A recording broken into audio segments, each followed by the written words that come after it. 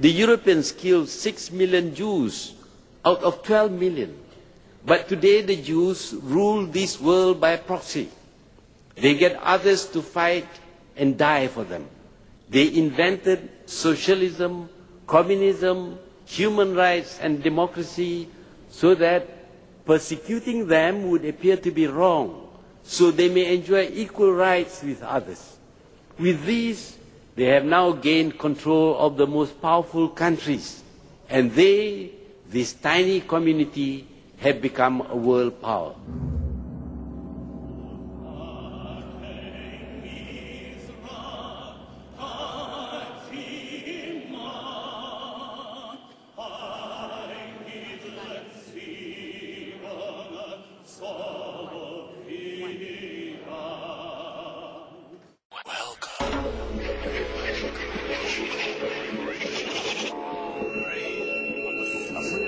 Secure Israel.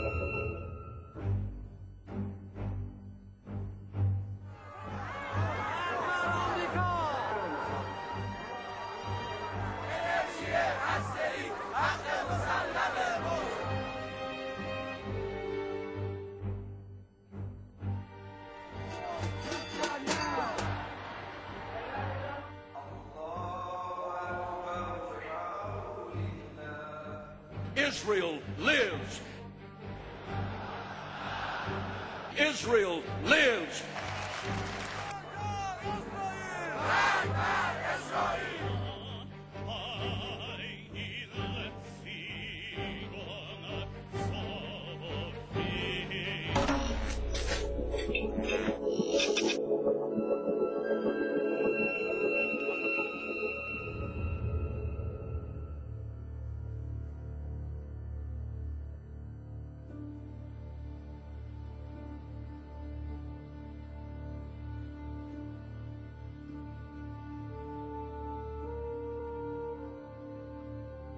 So you can see it came out March 23rd, 2006, and then there's a title.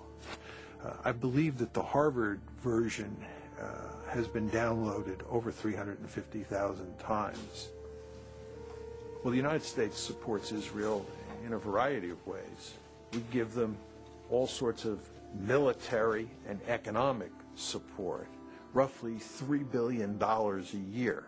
Israel, despite the fact it is a relatively rich country, receives more foreign aid than any other country in the world. We veto resolutions in the United Nations all the time that are critical of Israel. Ceux qui sont contre, 14 voix pour, une voix contre. Le projet de résolution n'est pas adopté par suite du vote négatif d'un membre permanent du Conseil. Those against? Those against? Ceux qui sont contre. And the United States is actually talking about using military force against Iran. Now the question is, why is the United States so deeply concerned about Iran acquiring nuclear weapons? The reason it is that big a deal at this point in time is because of pressure from the lobby.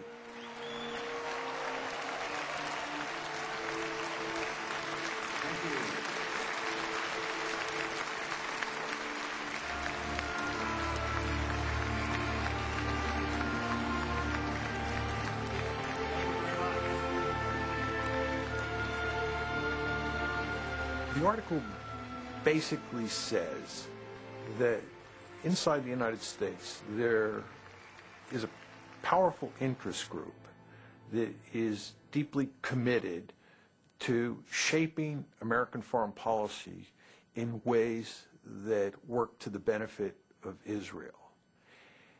And second, the article argues that the policies that the United States ends up pursuing in the Middle East because of the lobby's force in the decision-making process are not in the American national interest.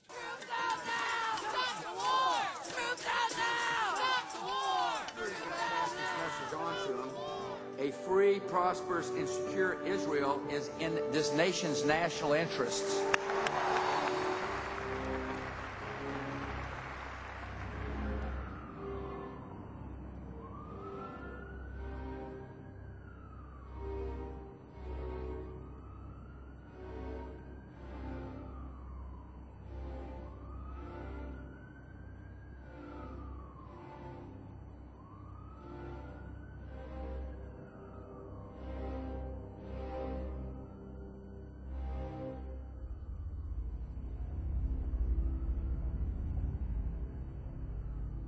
The scholarship is appalling in this piece.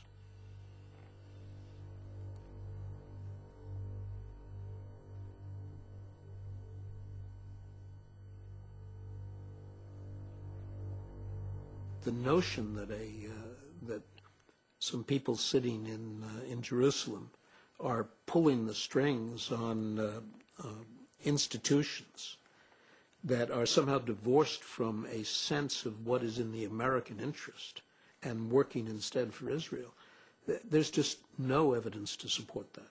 I'm really surprised that they didn't seek to protect their reputations by doing really watertight, rigorous research that they could defend. And in fact, they've been demolished. Alan Dershowitz is, I mean, there's nothing left after. So why did they go on I don't know why they did this. I don't know. Some of the things they say in that piece really made me wince, because Mearsheimer and Walt both are better academics than that report reflects.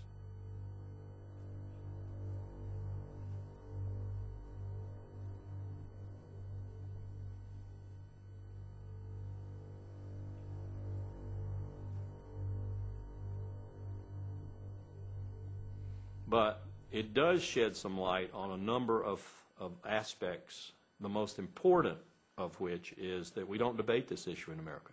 You know, you can't talk about this in America. That's the most important thing they did. The second thing they did was call into question, post-Cold War, the strategic value of Israel to America. 10 years ago, you couldn't even talk about the Israel lobby. Today, we can. We do. It's explosive, it's controversial, but we do.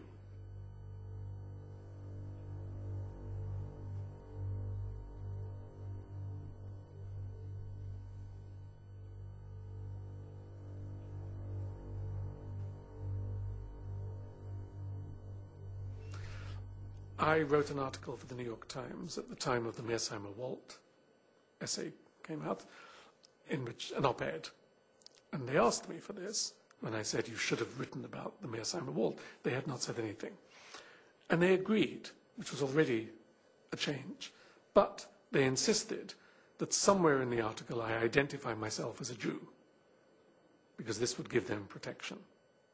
Controversial article about the Israel lobby. Yes, but he's Jewish, it's okay. That's where we are. It's not fun to be called an anti-Semite. It's not fun to be told that your scholarship is shoddy. And it's not fun to be pounded day after day and to see very few people standing up in your defense. But again, we knew that was coming. We knew that was the price of writing the article. They're right, but they're wrong. Now, they're right from a strictly geopolitical, geostrategic point of view. That is to say, what I spent my life studying. Israel no longer provides the United States a strategic value like it did during the Cold War. Not only that, Israel is a strategic burden on the United States. That's a big difference from Cold War days. At the same time, the fuller, more comprehensive strategist in me says that doesn't matter, because the connections between America and Israel are so great and so strong that geostrategy, political strategy, whatever you want, grand strategy, is of no consequence here. You actually take that psychological component up to the level of grand strategy, and you say, America can't get out of this even if it wanted to. So, Mr. Walt, Mr. Mearsheimer, you may be technically right, but you are pragmatically wrong, because America simply cannot say, Israel, you're on your own. It just wouldn't work. And one of the reasons it wouldn't work is because we have a very powerful Jewish lobby in America.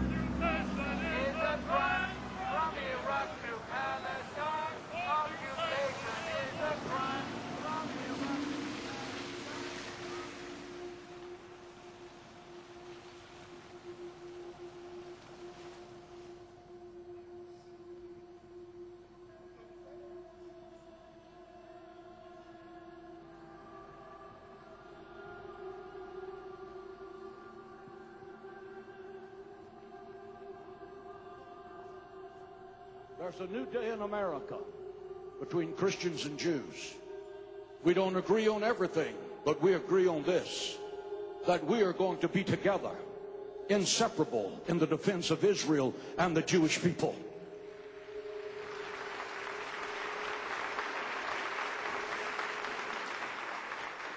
We have millions of people in the infrastructure. We have over 22,000 spiritual leaders, and some of those spiritual leaders have 1 million or 1.5 million names on their mailing list. We have the major radio, television ministries in America supporting what we're doing, because every evangelical believes the Bible, and the Bible has a clear mandate to be supportive of the state of Israel.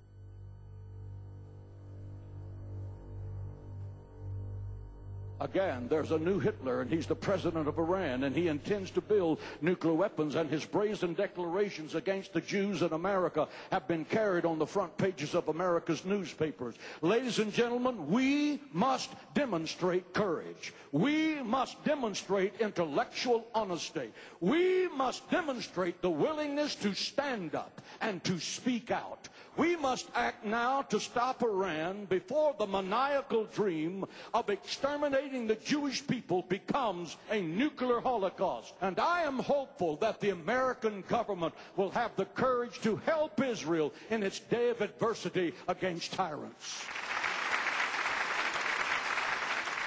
I don't think there's ever a time that you can say you have enough support. I think that our objective is to always let our elected officials know that, A, we do support Israel, and that if anyone comes against Israel in a malicious way, we would do everything in our power to see that that was their last term in office.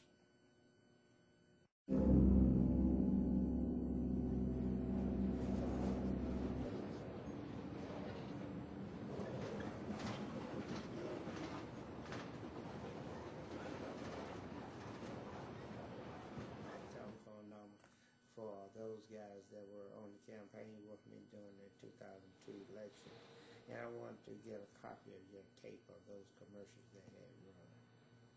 Give me a call. I'm in office 326-8844. Thank you. What AIPAC did, some members of the United States Congress, rather, they put in resolutions condemning Libya. And they just kept them in the resolutions with Syria and with Iran and with Iraq. They kept putting them in that in resolution and kept pushing for all kinds of sanctions, all kinds of action against them. And of course, I voted against the resolution, and others started voting against it. And I think what later I found out what really made them angry, other members of Congress came to me and wanted to know what was happening, and I was telling them, we're trying to negotiate. So what happened? I was looking at CNN. Several people had called me and told me what they had seen and heard, and they told me, look at CNN.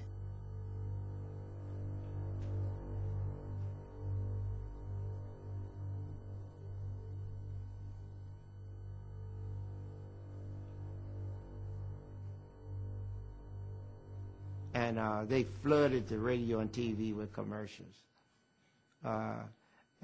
Those commercials, and you have to understand the mode that the country was in. We had just gone through 9/11, and most Americans didn't know Hussein from Gaddafi or Gaddafi from bin Laden. They didn't know the difference. They all saw them as the same. And the commercial, many commercials, put me with them, saying I supported them. Support and finance international terror network. It had image of the airplanes flying into the World Trade Center. I tell you, I was dropping rapidly in the polls. We had continuing polling. I was dropping rapidly into Poland. I say it was, you have to admit it was well planned and they executed it. Afterthought, it said, my goodness, they had it together. I lost the election.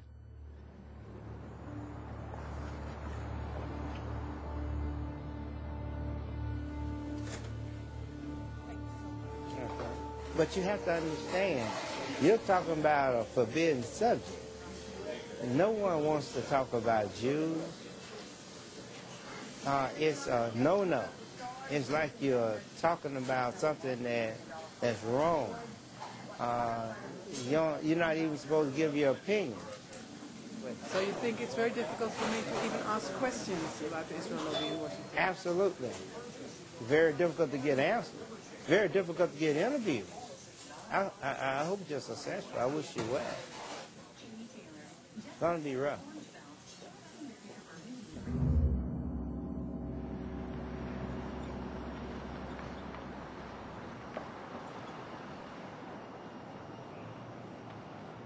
There is an enormous, very, very powerful machine out there that notes immediately when someone takes anti-Israel positions and moves out on the attack. I'll give you a very concrete example.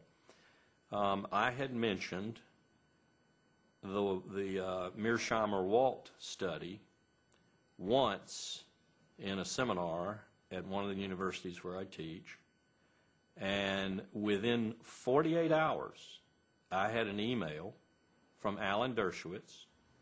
Who is he? Alan Dershowitz is a Harvard professor who protects the Jewish lobby in America like an attack dog. I had an email from him, and the email essentially said he didn't think I was doing justice to the American-Israeli relationship, to Israel's existence in the world, etc., by citing the Walt-Mearsheimer report because it was so heavily flawed, mistaken, and so forth. And he even attached his own attack on the Walt-Mearsheimer report and advised me to use it as counterbalance in my seminar. Well, I wasn't even using the report in my seminar. I simply had mentioned it as evidence of some people's ire, if you will, with the lack of discussion, the lack of debate on these issues in America. And within 48 hours, I had one of the attack dogs for the Jewish lobby coming after me. But how could he know this? There are people all over America, on campuses all across America, who are set up to do just what he did, to protect the interest of Jewish Americans and particularly the interest of Israel in America. In that sense, the Jewish lobby is probably more organized and more able to move swiftly against any potential threat than any other lobby.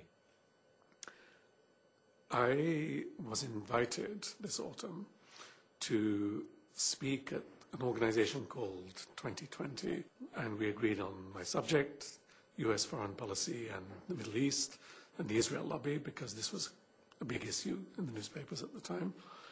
And I heard nothing until about a week before my talk.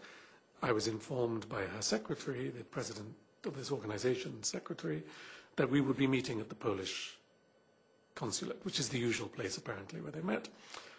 And then the next week, 2 hours before I was supposed to talk, I had a telephone call from the organization's leader, terribly upset, saying the Polish consul general had cancelled the talk there at the consulate because of telephone calls he had received from the American Jewish Committee and the Anti-Defamation League.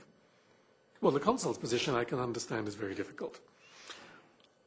Poland in this country, if you say to someone, Poland, the thought they have is anti-Semitism immediately. So Poland has a problem of overcoming this image here. The new Polish government, which is not a very attractive one, has nonetheless been working very hard to try to build good relations with Washington, to be friendly with Israel, to show that it's a good guy, and so on these subjects. And now suddenly someone comes along and says to the Polish Consul General in New York, you know, Tony Jart is a very controversial character. He's anti-Israel. His remarks, some people think, are anti-Semitic. Are you sure you want to have him? Bad for your image, bad for your diplomacy. But why would the Poles stand up heroically for my right to speak? They have bigger concerns, so I don't blame them. The lobby, what it's doing is it's going after people in a really hard-hitting way for the purposes of shutting us down, and also for the purposes of sending a message to other people that if you follow in the footsteps of Jimmy Carter, or you follow in the footsteps of Tony Judd, or you follow in the footsteps of John Mearsheimer and Steve Walt, you will pay a serious price for your transgressions. Right? So that's a deterrence model. They're trying to deter other people from doing what we did.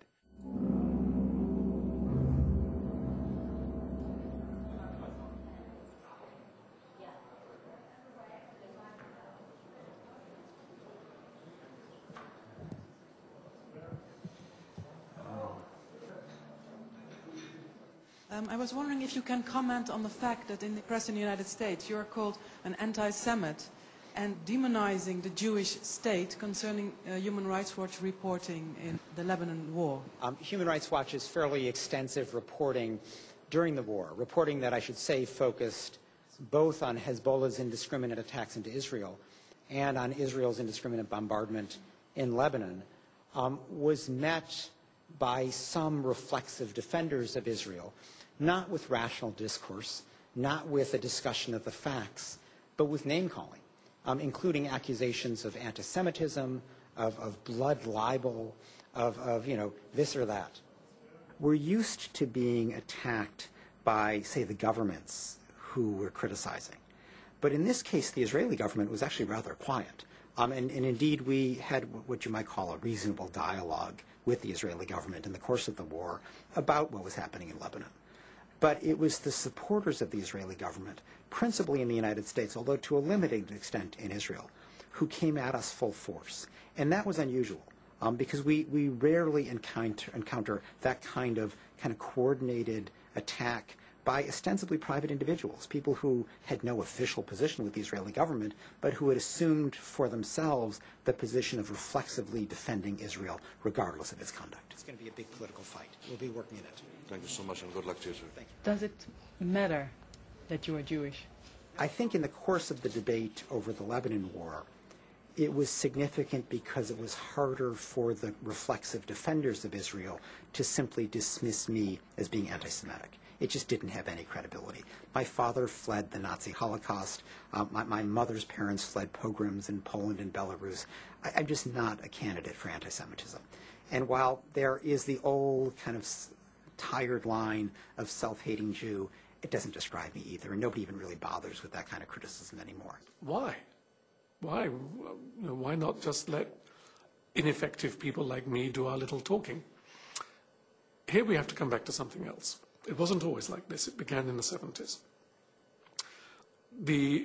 With the rise of identity politics in this country, where it became fashionable and eventually politically and economically normal for people to think of themselves as Black Americans, Italian Americans, Irish Americans.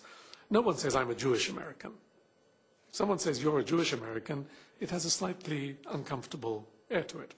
But they have to have an identity, the sense of the need to have the same kind of cultural identity as Italian Americans or Black Americans or Hispanic Americans have, has created in the American Jewish community two external identification tags. One is Israel, and the other is Auschwitz. So to speak, one in space and one in time. To be a Jew is to be moved by the memory of the Holocaust and to identify with Israel, even if you have no personal connection with the Holocaust and you've never been to Israel, which is true for most of them. The result is that they are extraordinarily sensitive, politically and personally. It's not an invented political thing. People feel this.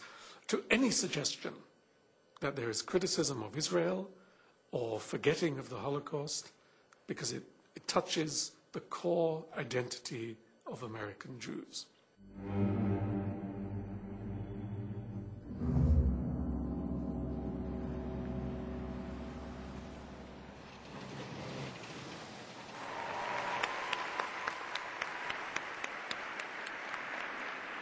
The state of Israel was the dream of your ancestors, made a reality by your grandparents and your parents.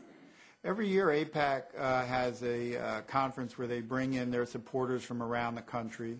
They meet in Washington, a very powerful group that attempts to affect legislation and other aspects of U.S. policy on the Mideast. And it's sort of a gala affair. There's a Hollywood element where they produce these videos that show, they get people all mobilized and roused, sort of a pep rally atmosphere, and they get an extraordinary number of high officials to come. America and Israel share an unbreakable bond. AIPAC is one of the reasons why. All of us share a fundamental belief that the freedom and security of Israel are vital interests of the United States of America. We need you now more than ever.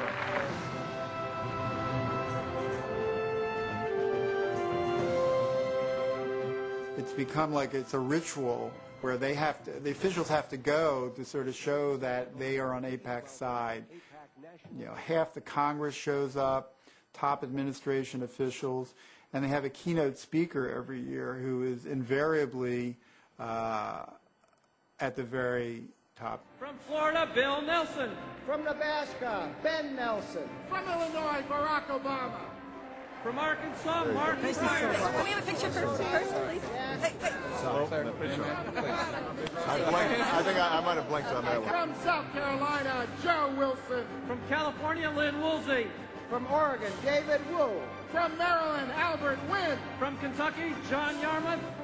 And I also want to mention former member of Congress. AIPAC does an excellent job of constantly testing the loyalty of people in Congress to their cause. And so there's a constant stream of resolutions that get proposed on the Mideast, expressing support for Israel about something it's done, or sympathy with victims of a suicide bombing, or condemning Iran or other people in the region who are being hostile to Israel. And these become tests of sort of loyalty of people in Congress on this issue.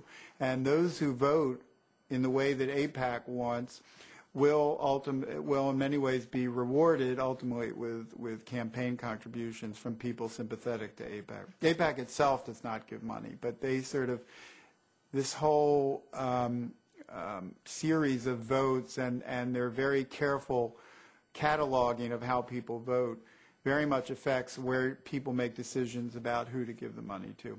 Money does not flow into a particular congressman's coffers or a senator's coffers unless he supports positions taken by the lobby. That's their first, I think, major influence is money. And this administration is awash in money, more so probably than any administration in American history. For 2 months, we've been trying to get in contact with Congress people who voted nay to certain of the bills that were supported by AIPAC, but nobody wanted to speak to us. Is that normal? Yeah, this is an issue where a congressperson will see no gain to be made by speaking on it. Just even voting against AIPAC's recommended positions is perilous for them because it can lead to a reduction in campaign funds. It can create all kinds of problems in their home district. But they voted nay. I mean, they did. But they don't want to go even more public about it. A film clip in particular, can you imagine a campaign opponent using that? It could become the basis of a negative campaign ad. And look, this person is against Israel's interest. So whenever I have spoken to people on Capitol Hill about this, it's almost always on a not for attribution basis.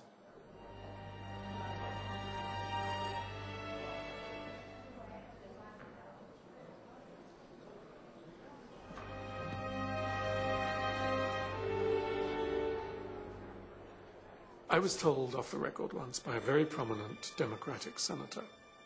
We were at a meeting in Paris, and it was late in the evening. We were sitting in a hotel. He was talking about the Middle East, And he was saying things about Israel which were very similar to the criticisms that I would make. And so I said to him, but you never say these things in the Senate. Why not? Is it because you're worried about the Jewish vote? He said, forget it. It's nothing to do with the Jewish vote. I come from a state, I can't tell you where, because otherwise, where there are very few Jews. And they're all going to vote for me anyway, so it doesn't matter.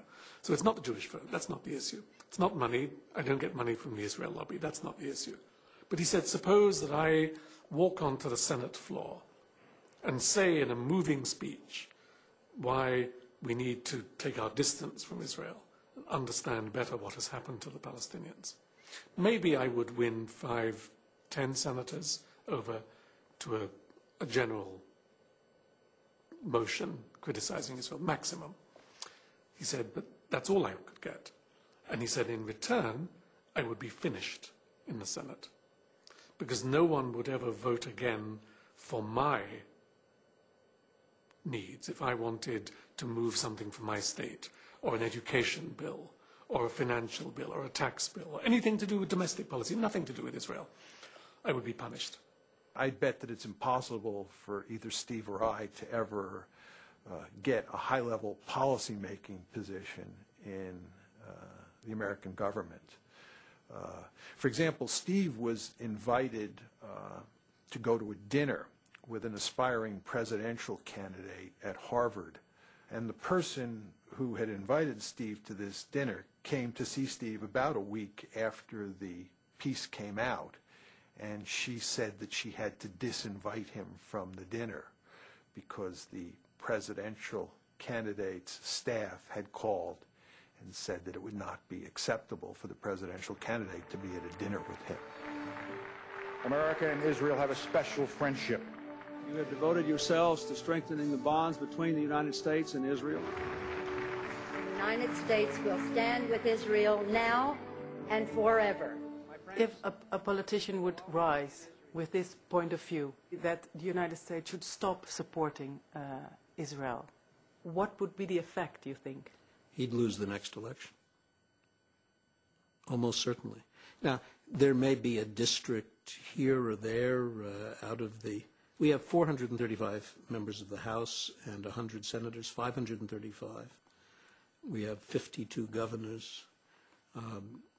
It's certainly possible that some congressional district somewhere would re-elect a candidate who had said we should abandon Israel, reject the relationship with Israel. But it's pretty unlikely, and I would be surprised if there are more than 2 or 3 or 4 congressional districts in which it's even conceivable. I appreciate but we can't vote you, and That's I'm okay. sorry. But I appreciate the friendship. If you will come in Italy, I want to introduce you with a member of a parliament, Italian parliament. I would enjoy that very much. Okay? Thank you, sir. Thank you for everything.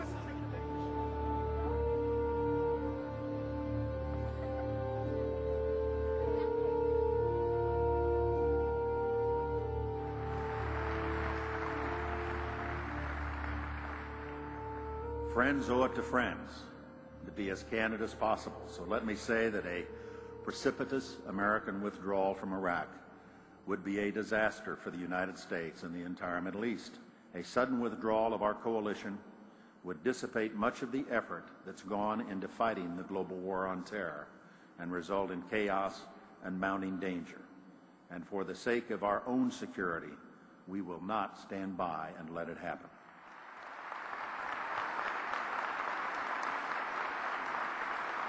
I would argue that had you not had all of these neoconservatives prominently placed inside the Bush administration, that Colin Powell would have never ended up giving that disgraceful presentation in early February 2003 that played such a critical role in turning American public opinion.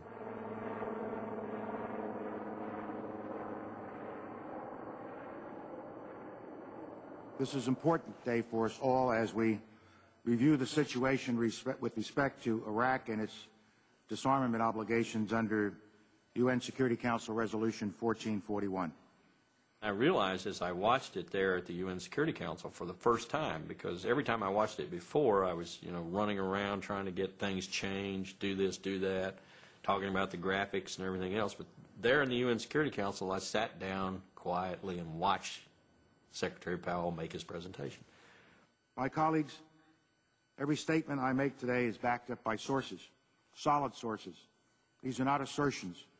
What we're giving you are facts and conclusions based on solid intelligence. As I show you these images, I will try to capture and explain what they mean, what they indicate to our imagery specialists. Let's look at one. The four that are in red squares represent active chemical munitions bunkers. I wouldn't go to war based on that. That's what I told myself. I would not go to war based on that. Most of it could be interpreted different from the way we were presenting it. As these drawings, based on their description, show, we know what the fermenters look like. We know what the tanks, pumps, compressors, and other parts look like. And we know a great deal about the platforms on which they are mounted. I walked outside the United Nations building on February the 5th after the presentation had been made into the kind of bracing cold New York air, and I thought it was a total failure. I thought I had failed because I was the person who put it together, responsible for putting it together. Then later, a couple of days later, 3 days later or so, when I'd had some sleep and I could think about it, I wondered why the reaction seemed to be fairly positive. We hadn't persuaded that many people who were adamantly opposed, but we had made some impact, particularly on the American people. And I think we made a little impact on the international community, too, probably in the UK in particular. And so I realized the reason for that. And the reason was Colin Powell gave the presentation. Colin Powell, who had poll ratings roughly equivalent with Mother Teresa, had made the presentation, and the American people believed Colin Powell. If Colin Powell said it was so, then it was so. That made me feel even worse. So yes, I have trouble sometimes sleeping at night thinking about my participation in it. 1995, the quantities were vast. Less than a teaspoon of dry anthrax, a little bit about this amount. This is just about the amount of a teaspoon. Less than a teaspoon of dry anthrax. Shut down. So the question you have to ask yourself is, if the evidence was so flimsy, why did Powell get up and make such an unequivocal case that Iraq had WMD and was an imminent threat? And the reason is that there was tremendous pressure inside and outside the administration to make that argument. And the question is, who was creating that pressure? And the answer is, it was the neoconservatives, almost single-handedly. Dick Cheney and his minions have brought, and Richard Pearl is one of his minions, and Doug Feith is one of his minions, have brought the art of lying to a new scale, a new level. Was oil the #1 influence on President Bush and Vice President Cheney? Or was WMD?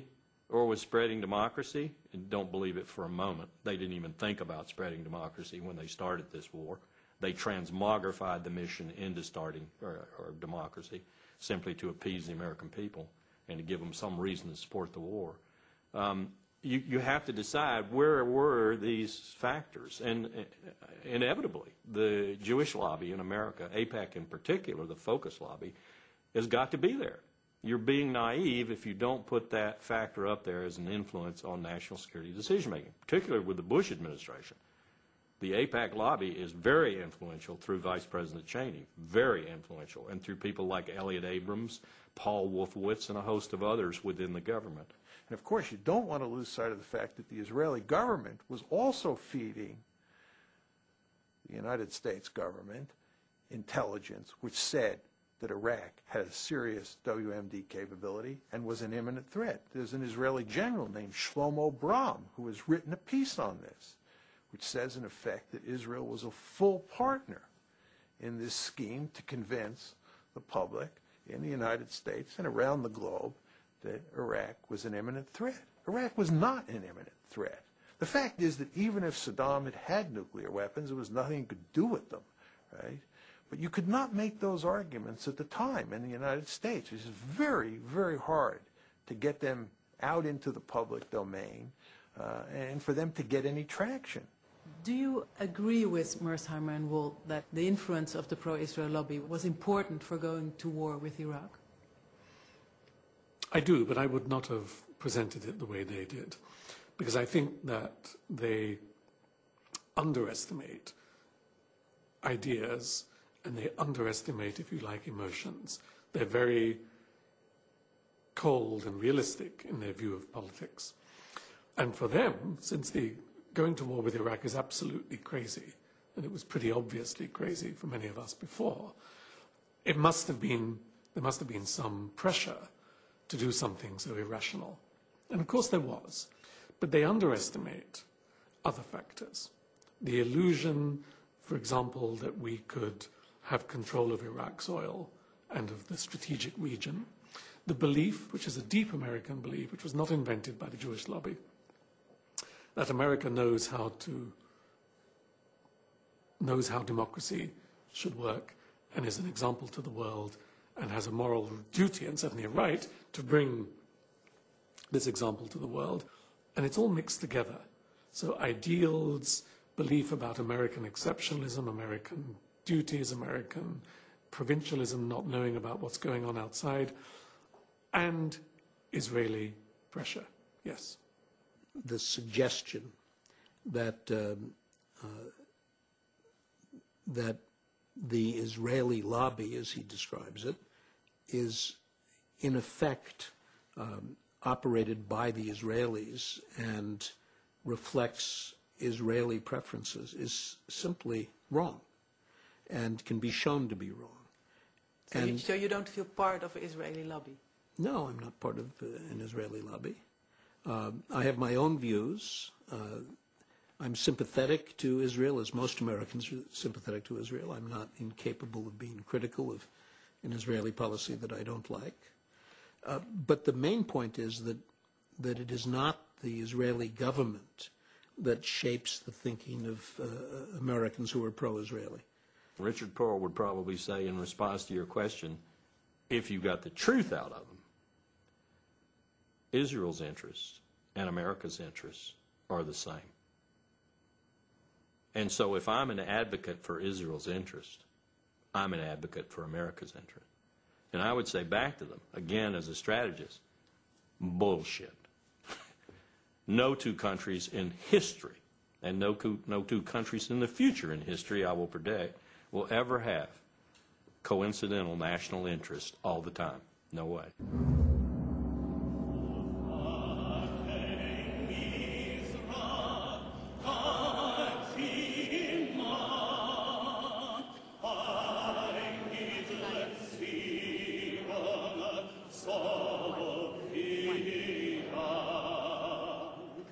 I don't want to kind of develop this great sense of victimhood, but I do feel, and it's, you know, I come here and I feel that we in Israel have paid the price.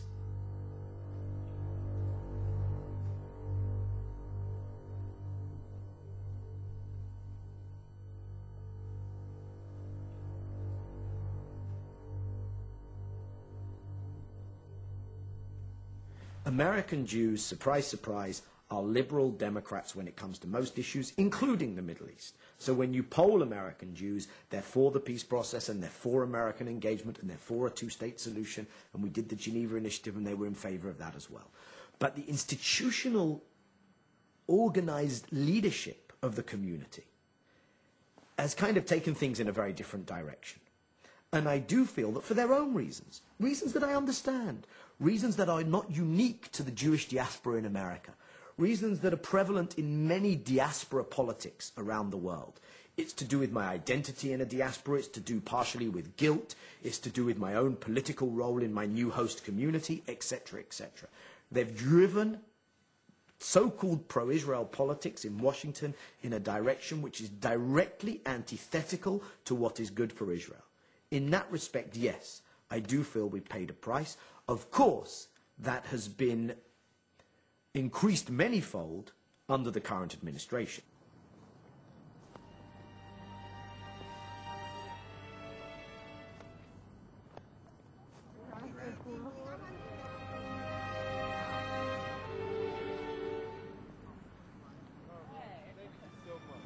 America has become part of the Israeli victim narrative.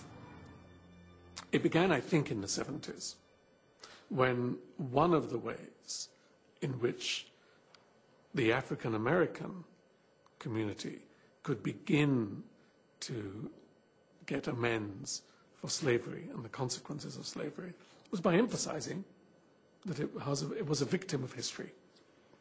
That even if you didn't do it, history did it. Your grandparents did it. It's not a personal responsibility, but as a cultural debt.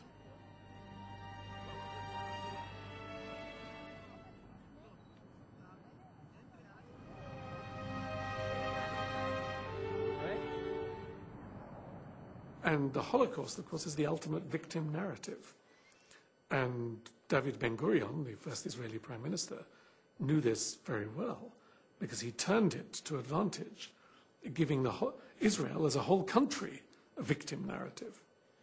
If you can't criticize someone because he himself is a victim, what do you do with a whole country, which is a country born of victimhood, so to speak? I have been in conversations many times with people who are very reasonable and would say, yes, you're right, Israel does do bad things. The occupied territories, stealing the water, stealing the land, bombing the houses, etc. But remember what happened to the Jews. There is a background, there is a history, there is a reason, there is an excuse for this. And of course, you can say the same thing for the Palestinians.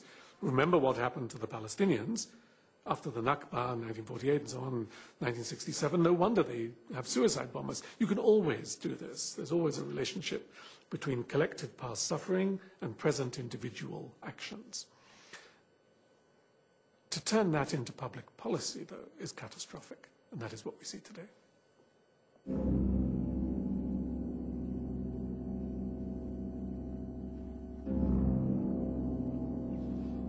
The what if. The what if this particular view of the Israeli interest and of the shared Israeli-American interest, which of course someone like myself would see as absolutely antithetical to my understanding of Israel's interests, if that particular view is continued to be bulldozed onto the American public and political leadership, what if there's a backlash? And the kind of backlash that I think can be envisaged is the kind of backlash whereby eventually enough of the American public, and eventually by extension their elected public officials, turn round and say, we need to disengage from our overstretch in the Middle East. Could be that as a consequence of what happens in Iraq and what happens in Iran, that people become very angry with our relationship with Israel, and there's just an upsurge of public opinion. It could be that you have 2 or 3 senators who come out and make a very forceful case for changing our policy. It just isn't going to happen. It is not going to happen. And you could eliminate by some waving a magic wand, you could eliminate the Israeli lobby that Walt and Mearsheimer talk about, and everything I've said would continue to be true. I will make a prediction. If this president orders us to go to war in Iran in the next 2 years, and he orders any considerable ground component to participate in that, Marines or Army, then I think you're going to see another major exodus from the armed forces, general officers, because I think they understand just how colossally wrong such a decision would be and how much that would be the precursor for, call it what you will, World War III, World War IV.